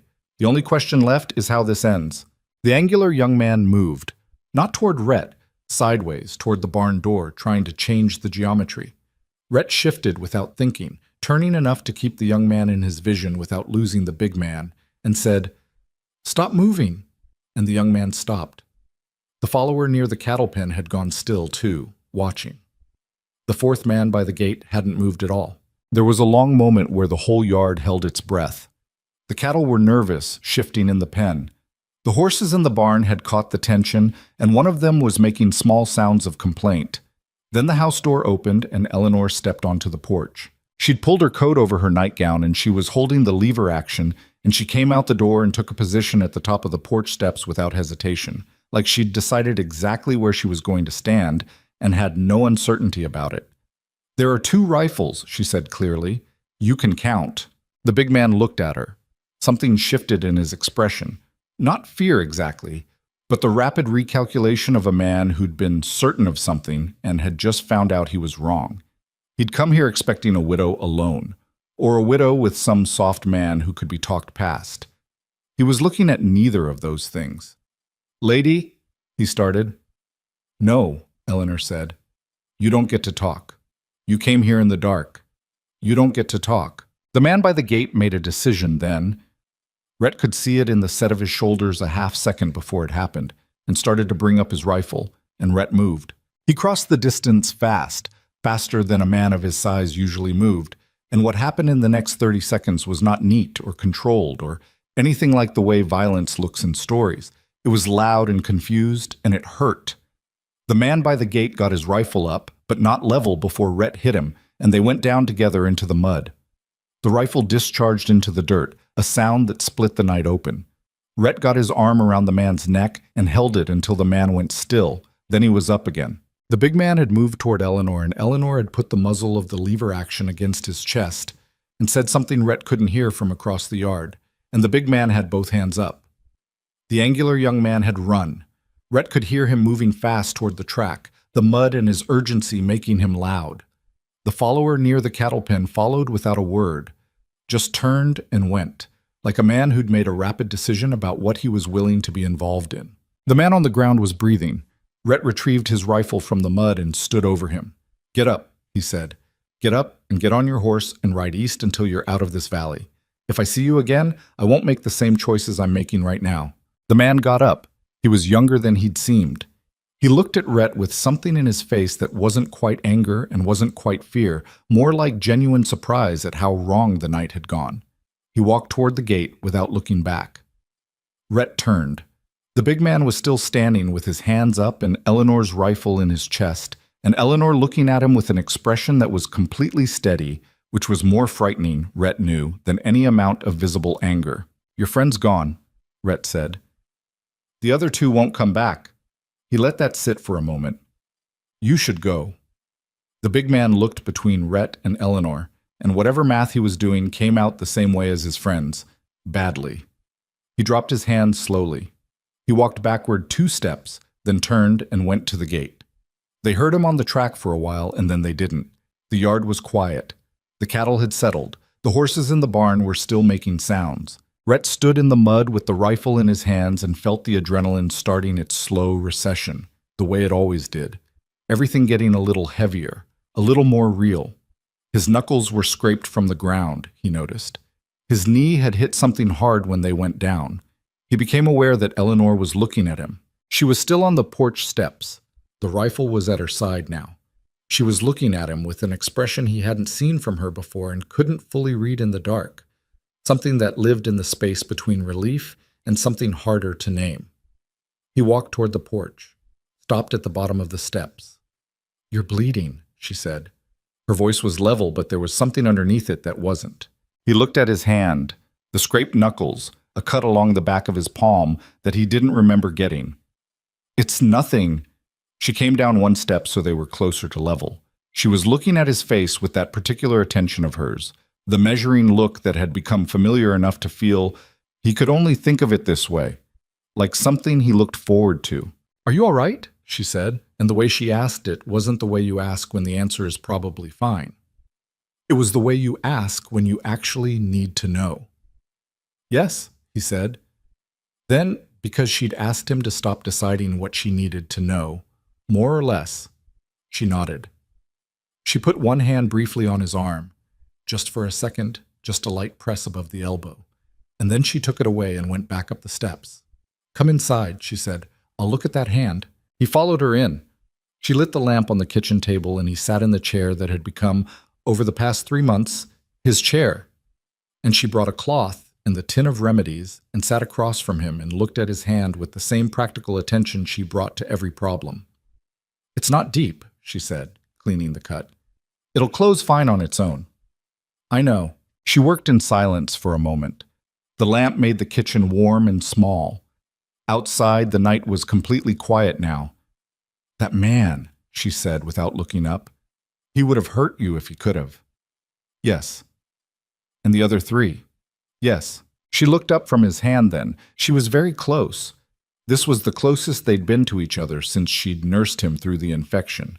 And her eyes in the lamplight were the color of something he didn't have words for, brown and serious and completely open in a way she usually kept controlled. "You didn't hesitate," she said. He held her gaze. "No." Something crossed her face that he watched happen and couldn't stop, a kind of unguarded movement, like a door opening. She looked back down at his hand.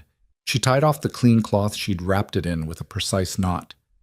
"They won't come back," he said. "Men like that don't come back when it goes wrong. It tells the wrong story about them." "I know." She set his hand down carefully on the table. She didn't move away. "I want to tell you something." He waited. "When you went around the back of the barn," she stopped. "I didn't know what was going to happen. I didn't know if you—" She pressed her lips together. She was not a woman who struggled with words generally. The fact that she was struggling now told him something. "I've lost someone I depended on before," she said finally. "I'm not in a hurry to do it again." The sentence landed in the middle of the kitchen and sat there between them. Rhett looked at her for a long moment. At the wool hat she'd pulled on over her braid when she came out to the porch. At the flower that was still, improbably, on the sleeve of her coat. At the way she was holding herself with all her usual steadiness, and something underneath it that was not steady at all. "I'm not easy to kill," he said. The sound she made wasn't quite a laugh. It was something adjacent to a laugh, the kind of sound that happens when something is both accurate and inadequate at the same time. She stood up and took the cloth and the tin back to the shelf. "No," she said. "I'm starting to see that."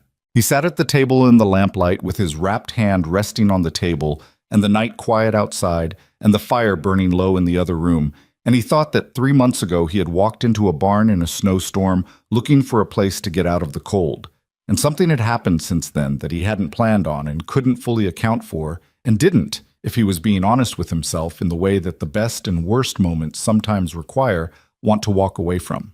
He didn't say any of this. He sat at the table and Eleanor moved around the kitchen and the lamp burned, and outside the first gray of early morning was starting to show at the edge of the dark sky. Somewhere down in the valley, a bird made the first sound of the day.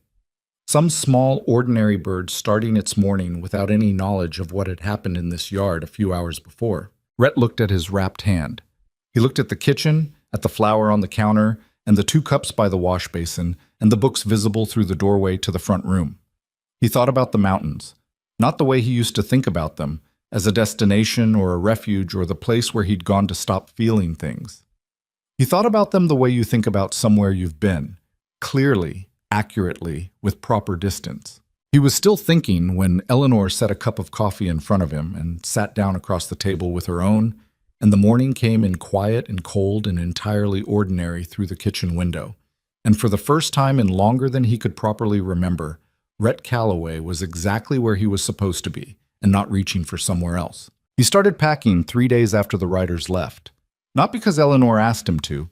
She hadn't said a word about it, hadn't changed in any visible way since that morning when they'd sat across the kitchen table with their coffee and the pale light coming in through the window and the yard outside still showing the boot marks and the torn-up mud from the night before.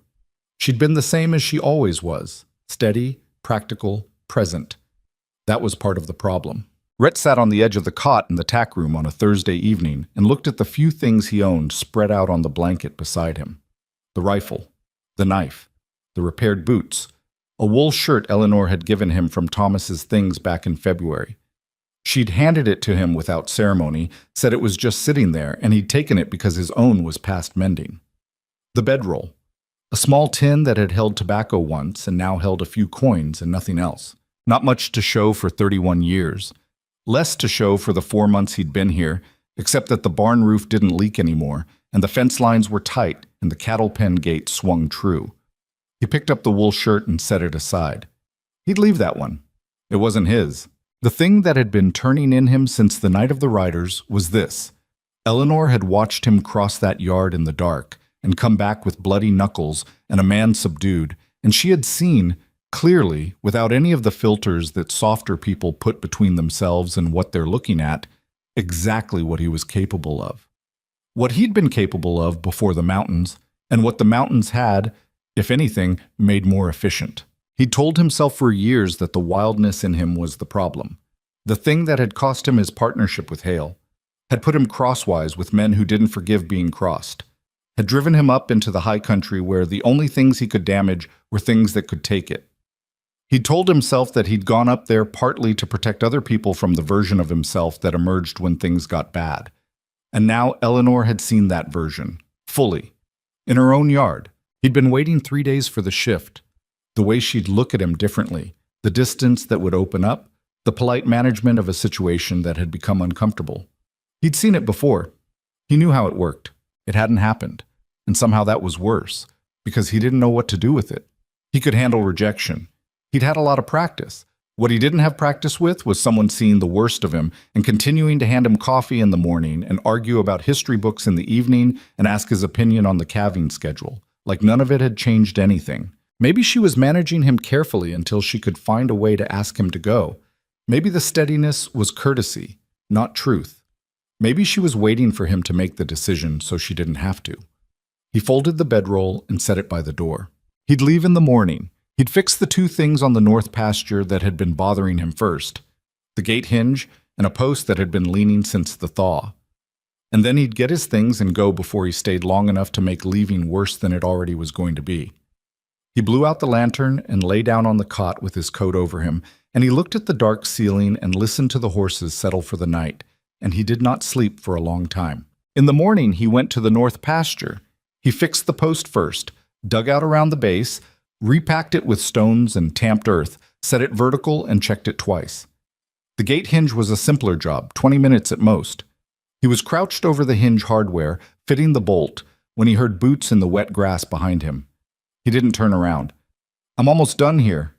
"I know," Eleanor said. "I can see that." Her voice had something in it that wasn't her usual register. He finished fitting the bolt and stood and turned.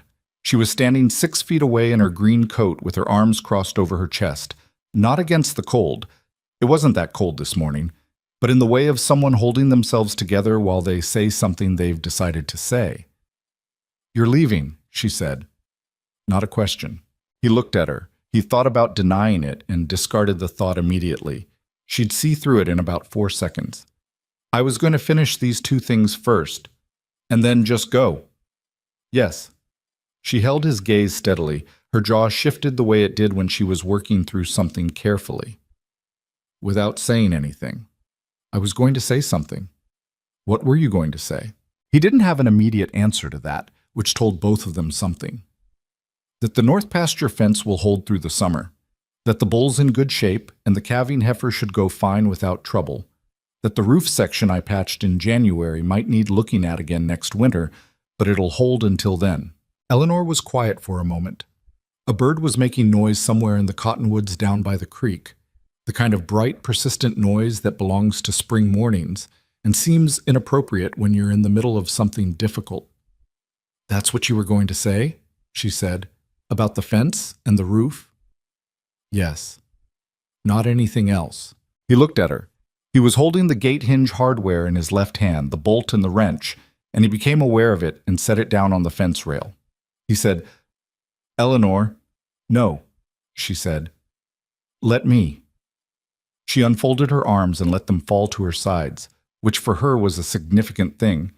It was the posture she had when she was being most direct. "I've been trying to figure out how to say this since Tuesday morning, and I've decided the only way to say it is to just say it." He waited. "You think you frightened me," she said. "What happened in the yard, what you did?" She paused. "You've been waiting for me to be afraid of you, and I haven't been, and it's made you more anxious than the thing itself did. And now you're leaving because you've decided the kindest thing is to remove yourself before I ask you to." He looked at her for a long moment. "That's a fairly accurate account." "I know it is." She took a step toward him. "Rhett, I grew up in Ohio. I came out here with Thomas at 22 years old, and I watched him build this place out of nothing, and I watched him die on a path he'd walked 100 times. I have been running this ranch alone for 8 months in a country that does not care whether I make it or not." She paused, and something in her voice went firmer, not harder, firmer, like something finding its foundation. "I don't need a gentleman. I never have. I need someone who can do what needs doing when it needs doing and not fall apart on me afterward." He held her gaze. "I'm not a good man in the way people usually mean it. I know that. I've done things that—" "I know," she said. "Rhett, I'm not asking about your past. I'm talking about what I've seen since January. A man who fixed everything that was broken on this property without being asked, who sat up all night in a cold barn so I could sleep, who walked into a yard in the dark toward 4 armed men without—" She stopped. When she continued, her voice was quieter. "You didn't hesitate. And it wasn't because you're reckless. It was because that is what the moment required, and you are someone who can do what the moment requires." He was quiet for a moment. "You make it sound like a virtue." "Because it is one," she said plainly. "Out here, on land like this. What good is a man who can't protect what matters?" She looked at him with those steady brown eyes that had been assessing him since the night she walked into the barn with a rifle and found him in the corner. "I am telling you that you are not what you think you are. Or rather, you are exactly what you think you are. And what you think is a flaw is what has kept this ranch standing." The morning sat around them, quiet and cool, and smelling of wet ground and new grass just beginning under the old. The cottonwoods were starting to come in, that first pale green that shows up before the leaves are really leaves yet, just color and promise. Rhett looked at the woman standing in front of him and thought about everything that had happened since December. The barn in the storm, the meals and the fire and the evenings. The infection and the arm and the way she'd said, "You keep deciding what I need to know." The heifer named May and the coffee at 2 a.m, and 3 days ago, her hand on his arm for just a second, just a light press above the elbow before she went back up the porch steps. He thought about the mountains. He thought about them honestly, without romance, the cold and the silence and the long months that had been necessary once, and that he'd used up everything they had to offer. "I don't have anything," he said. "I want to be clear about that. I have what you can see." "I can see fine," Eleanor said. "I'm not an easy person." "Neither am I. I've got enemies I haven't finished settling accounts with. Then we'll deal with that when it comes." She said "we" without hesitation, without dramatic weight, the way people say things they've already decided are true. "Rhett, I'm not asking you to be something you're not. I'm asking you to stop trying to leave before I can tell you that I don't want you to." He looked at her for a long time. She looked back at him in the way she had since the beginning, patient, direct, not performing anything. "All right," he said. She blinked. "All right, I'll stay." He held her gaze. "If that's what you're saying." "That's what I'm saying." Something shifted in the air between them. Not resolution exactly, more like the moment after a storm passes when everything is still wet and battered, but the light is different. He became aware that he was still holding the wrench in his right hand, that there was mud on his knees from crouching over the fence post, that his hair probably needed cutting and he hadn't shaved in 4 days. He was aware of all the ways in which he was not what anyone might design if they were designing something on purpose. Eleanor reached out and took the wrench from his hand and set it on the fence rail beside the bolt. Her fingers brushed his, and then they didn't. She looked at the gate. "Does it hang right now?" He looked at the gate. "I didn't finish the hinge." "Then finish it." He finished it. She stood beside him while he worked, not helping, just present the way she sometimes was when he was doing something that didn't need 2 people, but that she chose to be nearby for anyway. The hinge went in clean. The gate swung true, better than it had all winter. He latched it and stepped back. "Good," she said. They walked back toward the house together across the north pasture, through the wet grass with the mud pulling at their boots and the spring sky enormous and pale above them. They didn't touch. They didn't say much. But the silence had a different quality than any of the working silences of the past months. Something that had been held carefully in both of them all winter had been set down, and the absence of it changed the weight of everything. At the yard gate, she stopped. She looked at him with something in her face that he'd learned, slowly, to recognize as the closest she usually got to showing him what was fully happening inside her. "What were you actually going to say?" she asked. "If you'd left, before the fence, and the roof." He thought about it honestly. "That I was sorry," he said. "That the winter had been, that I hadn't expected." He stopped. He tried again. "That whatever happened here, I was glad it did. That I was better for it." Eleanor looked at him steadily. "You can still say all of that," she said. "You don't have to be leaving to say it." "I know," he said. "I'm saying it now." She held his gaze for a moment, then turned and went to the house. At the porch, she stopped and looked back at him over her shoulder. "Lunch is in an hour. Don't forget to put the wrench back on the hook in the barn." "I know where the wrench goes," he said. She went inside. The door closed. Through the window, he could see her moving in the kitchen, the lamp already lit against the gray morning, the familiar shapes of the interior that had been foreign to him in December, and was not foreign anymore. He stood in the yard with the wrench in his hand and the mud on his knees, and 4 months of something he hadn't planned for sitting squarely in the middle of his chest. He thought about the bedroll he'd packed last night, the few things laid out on the cot in order of departure. He thought about Thomas's wool shirt that he'd set aside because it didn't belong to him. He went to the barn. He hung the wrench on its hook. He looked at the bedroll for a moment, then rolled it up and put it back on the shelf where it had lived since February. He picked up the wool shirt and put it on. It fit the same way it always had, like something that had found its proper use. He went to feed the horses because it was morning and the horses needed feeding and the work was always there. And that was the thing about this place that he had come to understand over the winter. That the work was not a burden and not an obligation, but simply the ongoing fact of a life that had things in it worth maintaining. He fed the horses. He checked the cattle. He split the wood that had been on his list for 2 days.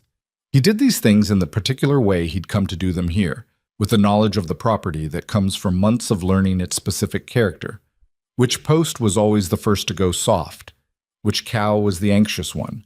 Which section of the woodpile needed rotating? He had the wood stacked by the time Eleanor called him in for lunch, and when he came through the door and pulled off his boots on the mat she'd put there for exactly that purpose. He sat down at the table that had become his table, and she put a plate in front of him and sat across from him with hers, and everything was as it had been, and also entirely different, and neither of them made anything of that out loud. She passed him the cornbread. He took a piece. She poured the coffee. Outside the window, the spring was coming in slow and real, the way spring comes when it means it. April came in the way it always does in that country. Not clean, not triumphant, but uncertain and muddy and full of false starts. A warm week followed by 3 cold days, rain that turned the yard to a soup of mud and dead grass, and then froze overnight and had to be navigated carefully in the morning. The creek running high enough to worry about the low fence on the east pasture, which Rhett reinforced with extra posts driven deep before the water got there. He didn't think about leaving anymore. That was the simplest way to put it. The packed bedroll had been back on its shelf for 2 weeks, and the thought of taking it down had the quality of thinking about something that belonged to a different version of himself. Real once, no longer applicable. What he thought about instead was the south field, which Eleanor wanted to break for planting in May, and whether the soil was deep enough past the first 30 yards where the rock shelf ran close to the surface. He thought about the cattle, which were doing well now that the worst of the cold was past. He thought about the seed order, which Eleanor had sent to the valley town in March, and which was supposed to arrive with the first supply wagon of the season, sometime in the next 2 weeks if the roads held. He thought, more than he'd expected to, about what came next. Not in the vague, anxious way he used to think about the future. When he was in the mountains, the future had been something to manage, a series of threats to anticipate and survive. He thought about it now the way you think about something you're building, concretely, with specific materials in mind. Eleanor had 4 acres she hadn't been able to work since Thomas died. The soil there was good. He'd dug test holes in 3 places and found dark loam 18 inches down with none of the clay that made the north section difficult. If they broke that ground this spring and got winter wheat in by October, by next year they'd have enough surplus to sell. That would let her reinforce the cattle herd before the following winter, which was the thing the ranch needed most. More animals, better distributed risk. He'd started sketching this out in his head in late March without entirely meaning to. He'd mentioned part of it to Eleanor one evening, and she'd listened the way she listened to everything, completely, without interruption, with the particular quality of attention that meant she was actually thinking about what he said, and not just waiting for her turn to talk. "The 4 acres," she'd said when he finished. "You think we can break all of it this season?" "We." She'd said it the same way she'd said it in the north pasture when she told him they'd deal with his old enemies when they came. Without weight. Just accurate. "If the ground cooperates after the thaw, and if we have help for the breaking." "There's a man in the valley," she said. "Harlan Teague. He has a draft team. He's done work for me before. I could write him." "Do that," Rhett said. She wrote to Harlan Teague the next morning. Rhett went out to the 4 acres and started pulling the old fence line that had gone to rust, post by post, stacking the salvageable wire in coils. This was how things moved between them, practical, forward-facing, side by side. What had shifted in the north pasture on that Thursday morning hadn't made them softer exactly, hadn't turned the days into something different in their basic texture. The work was still the work. The mornings were still cold and required things of them. Eleanor still moved through her days with the same efficiency that had characterized her since December, and Rhett still operated the way he always had, quietly, by doing, without a lot of announcement. But something underneath had settled. Some question that had been running in both of them all winter had arrived at its answer, and the answer had freed up energy that had been going toward the question. He noticed it in small things. The way she'd started leaving his coffee on the stove in the morning before he came in from the barn. Not asking, just knowing when he'd be in and having it ready. The way he'd taken over the task of checking the cattle water at last light without either of them discussing it, because it was on his way from the barn and her knees bothered her in the evening cold, which she'd mentioned once and apparently thought he'd forgotten. He hadn't forgotten. She caught him once, in early April, sitting on the porch in the last evening light with one of her books open in his lap. The history of the Western Territories that she'd argued with in January. He'd picked it up off the shelf without thinking much about it and taken it outside. She stood in the doorway and looked at him with something in her face that wasn't quite amusement, but was in that neighborhood. "Well," she said. "He's still wrong about the Blackfoot," Rhett said, "but his account of the '68 survey is better than I expected. I told you it was worth reading. You told me the author was wrong. Both things can be true." She leaned against the doorframe. The evening light caught the side of her face, and she looked, in that moment, like someone who had been through a great deal and come out the other side of it without losing whatever it was she'd started with. He looked at her for a moment longer than he should have. "The chapter on the mountain passes," he said. "He's never been above 8,000 feet. You can tell by what he leaves out." She came and sat in the other chair, and he handed her the book and pointed to the passage. She read it, and then she said, "What does he leave out?" And he told her. He talked about the high country the way he'd never talked about it to anyone. Not as survival or endurance, but as a place with specific qualities. The particular way sound moved at altitude, the animals that wintered up there and the ones that didn't, The way the weather came in from the northwest and what it smelled like before it arrived. The high valley above the third draw that had a quality of stillness in the mornings that was the closest thing to genuine peace he'd found in the years before he came down. Eleanor listened to all of it. She asked questions that showed she'd been listening. Specific, intelligent questions that pushed him further into territory he hadn't meant to cover. By the time the light was fully gone, they'd been on the porch for an hour and a half and the book was closed on the table between them. "You loved it," she said. Not accusatory, just accurate. "Yes," he said. "Do you miss it?" He thought about this honestly, which she would know if he didn't. "I miss the silence," he said.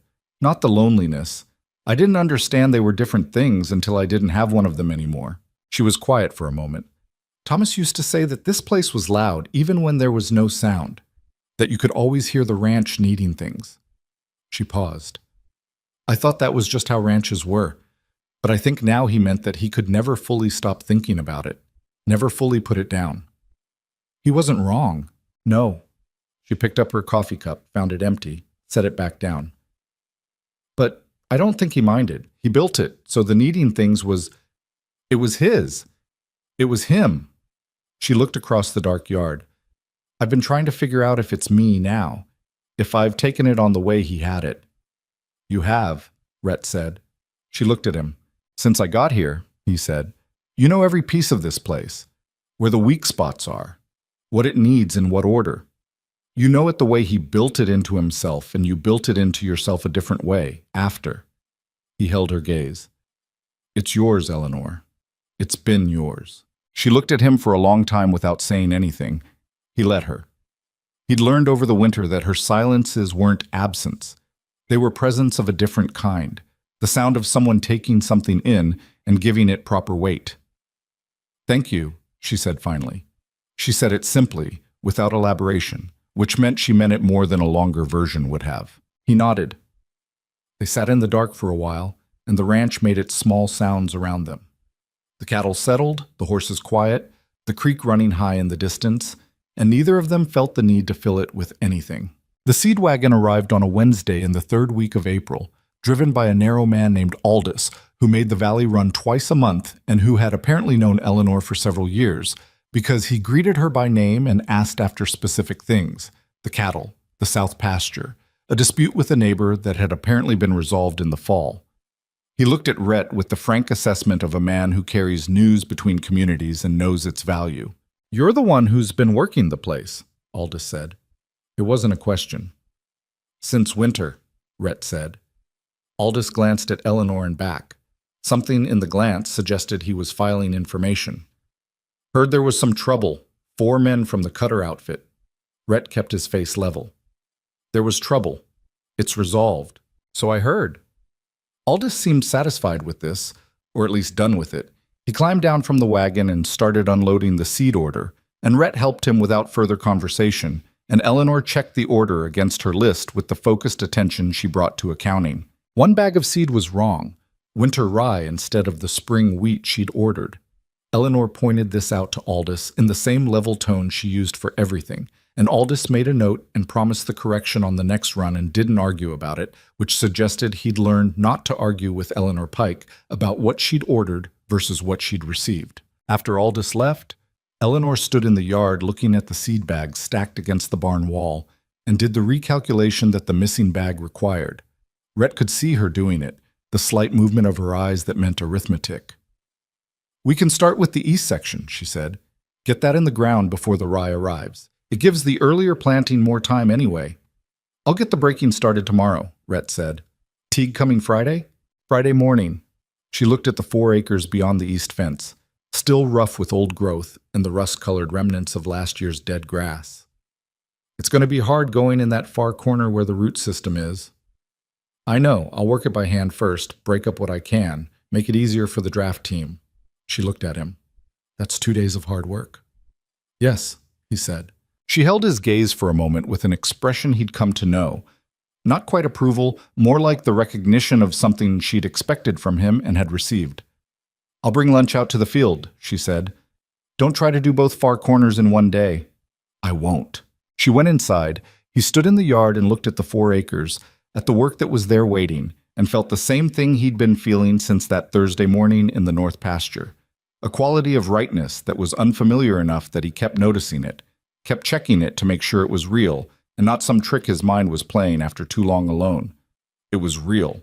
He was sure enough of that now to stop checking. He worked the east section for 2 days, alone with a mattock and a heavy spade, breaking the root mat and turning the soil in the cold morning hours before the ground softened too much to work efficiently. It was brutal work. The corner Eleanor had mentioned fought him for most of the first afternoon, a tangle of old grass root that had been establishing itself for years, thick as rope in places. His shoulders were wrecked by evening. He didn't mention this. Eleanor brought lunch both days. She sat on the fence rail and ate her own while he ate his, and they talked about the planting plan and the cattle and whether the creek would drop enough by May to let them move the east herd to the far pasture. Practical things. But there was an ease in it now that hadn't been there in January, when every conversation had carried the slight tension of two people figuring out their distance from each other. The distance was figured out. They knew where they stood. Harlan Teague arrived Friday morning with 2 enormous draft horses and a breaking plow and a 16-year-old son who said almost nothing but worked hard and knew how to handle the team. Rhett and the boy worked alongside the horses while Teague drove, and by afternoon they'd turned the entire 4 acres, the dark soil opening up in long, even rows that smelled like everything that had been sleeping in it all winter. Eleanor brought dinner out at the end of it, actual dinner, carried in a pot, which Teague ate with the appreciation of a man who'd been eating his own cooking for a long time. He was a decent man, Teague, the kind that made himself known by his competence rather than his personality. He talked to Eleanor about the valley, about who'd made it through the winter and who hadn't, about a family that had given up their claim and gone east and left their place sitting empty. "Good land," Teague said of the empty claim. "Shame to leave it." "Some people find out they're not built for it," Eleanor said. She wasn't unkind about it, just accurate. Teague looked at Rhett. "You from the valley?" "No." "Staying?" Rhett looked at Eleanor. She was looking at the turned field, at the 4 acres of dark soil that had been overgrown and useless that morning and was now something a future could be planted in. She didn't look at him, but the corner of her mouth moved in a way that was not quite a smile. "Yes," Rhett said. "Staying." Teague nodded as if this had answered something he'd been wondering since he arrived, and went back to his dinner. May came and they planted. The spring wheat went in first, then the rye when it arrived, then the kitchen garden that Eleanor expanded that year by a third because there was someone to help her maintain it.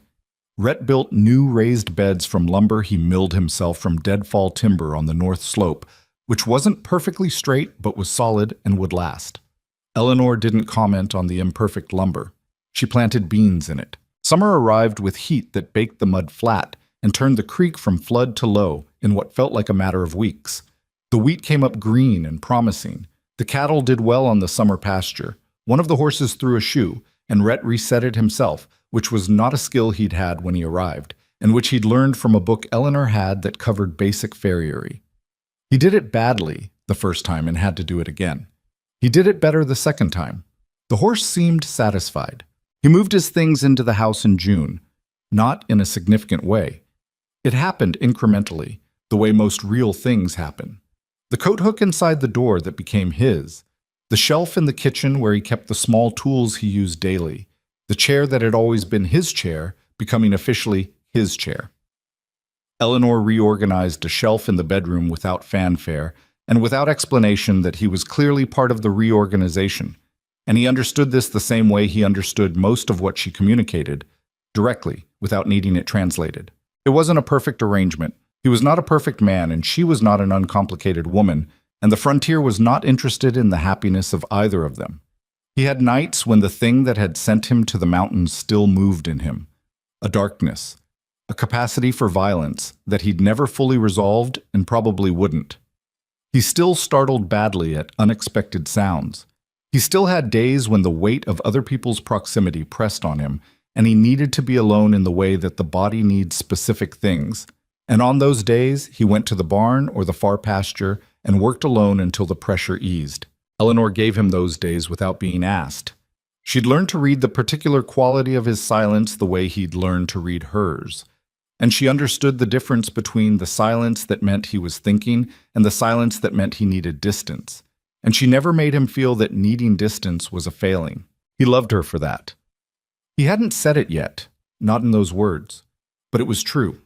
And he was aware of it with the same clarity that he was aware of the weather or the state of the fence line, as a real thing that had weight and required attention.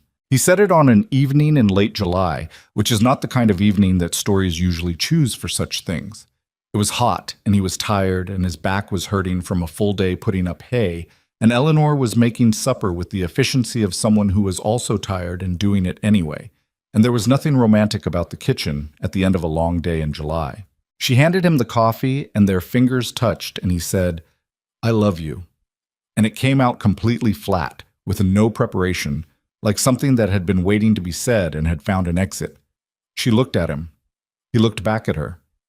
"I know," she said. Then more quietly, "I love you too. I have for a while." "Why didn't you say so?" She gave him a look that conveyed with great efficiency that she had in fact said so, multiple times in every language available to her except that one. "I was waiting for you to catch up."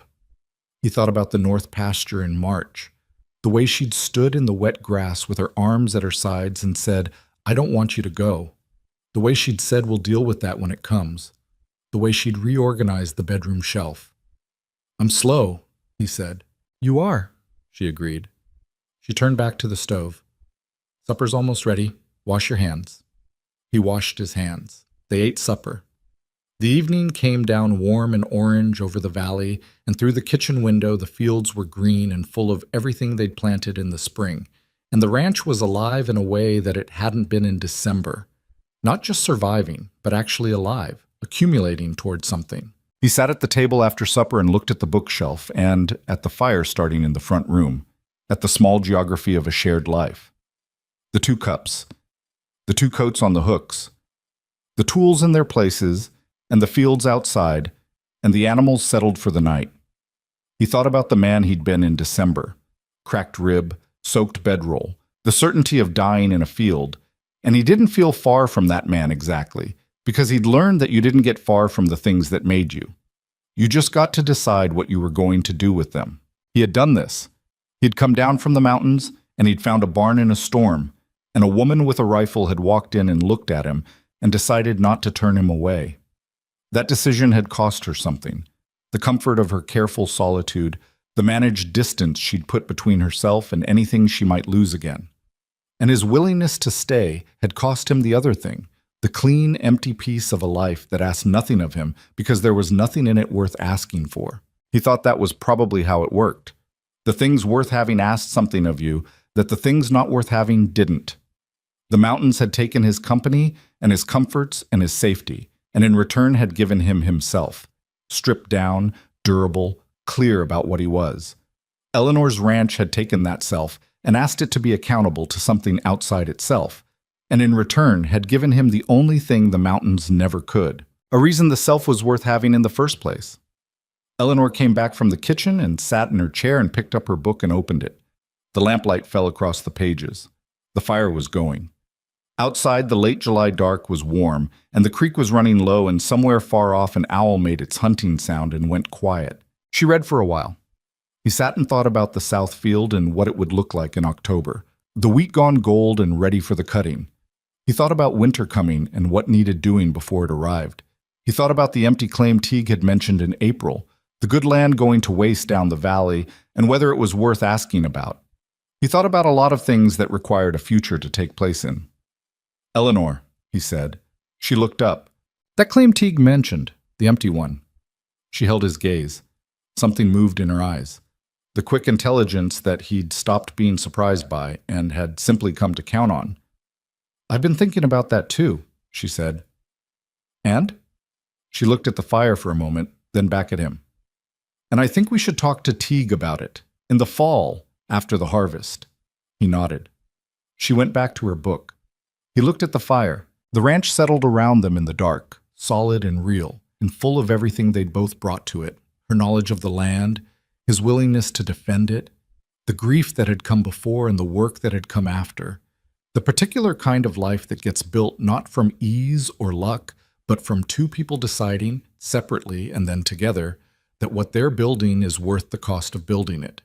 The owl called again, farther off this time. Rhett Calloway sat by the fire in the home he'd walked into by accident and chosen on purpose, and the frontier pressed at the walls the way it always had and always would, and it did not get in.